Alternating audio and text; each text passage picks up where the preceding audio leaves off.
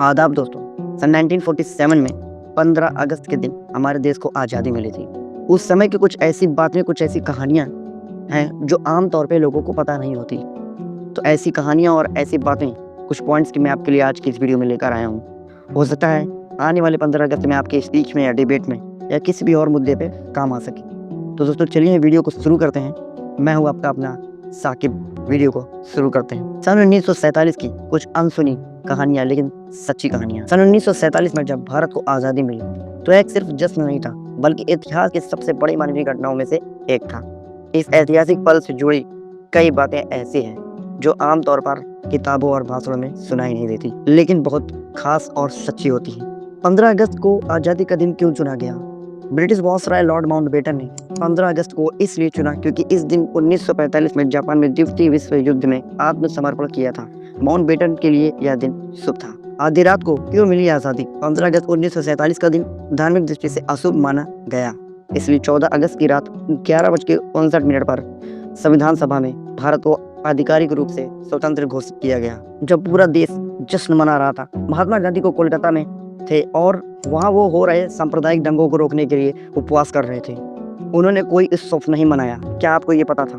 और आज जिसे हम राष्ट्रगान के रूप में जानते हैं, जन गण मन, उसे 1950 में आधिकारिक रूप से अपनाया गया।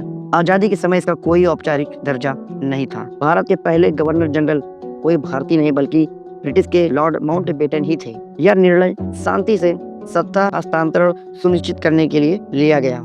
पाकिस्तान को 14 अगस्त और भारत को 15 अगस्त को आज़ादी मिली, लेकिन असल में यह एक ही दिन था क्योंकि पाकिस्तान की घड़ी भारत से 1 घंटे पीछे थी। भारत पाकिस्तान के बीच सीमा रेखा यानी कि रेड क्लिफ लाइन जिसको कहा जाता है, इसकी घोषणा स्वतंत्रता के 2 दिन बाद यानी कि 17 अगस्त को 1947 में की गई। इससे पहले बहुत से लोगों को यह भी नहीं पता था कि वह किस देश में है क्योंकि बंटवारा नहीं हुआ था 2 दिन तक। भारत के विभाजन के दौरान सांप्रदायिक हिंसा में 10 से 15 लाख लोग मारे गए और 1.5 करोड़ से ज्यादा लोग विस्थापित हुए।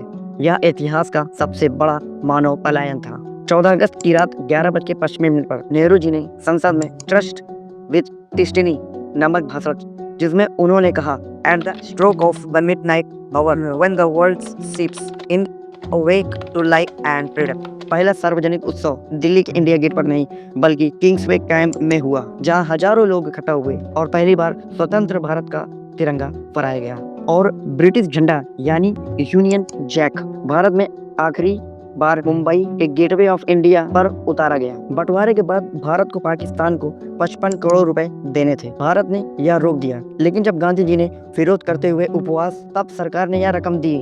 स्वतंत्रता के तुरंत बाद भारत पाकिस्तान के बीच पहली बातचीत, औपचारिक बातचीत वायरलेस रेडियो संचार के जरिए हुई क्योंकि उस समय तक स्थायी टेलीफोन लाइनें स्थापित नहीं हुई थी। 15 अगस्त 1947 को संसद भवन में झंडा फहराया गया, लेकिन लाल किले पर पहला झंडा 16 अगस्त को फहराया गया था। दोस्तों आपका क्या कहना है इस पर? भारत की आज़ादी सिर्फ एक तारीख नहीं बल्कि हजारों बलिदानों और अनगिनत कहानियों का नतीजा था। यह अनसुनी सच्चाइयाँ हमारे इतिहास को और गहराई से समझने में मदद करती हैं। दोस्तों मेरी वीडियो अच्छी लगी हो तो लाइक शेयर सब्सक्राइब जरूर करना और कमेंट करना मत भूलना। शेयर जरूर कीजिएगा ताकि मैं भी वायरल हो सकूं और अच्छे वीडियोस आपके लिए लाता रहूं। मिलते हैं नेक्स्ट वीडियो में, तब तक के लिए खुदा हाफिज।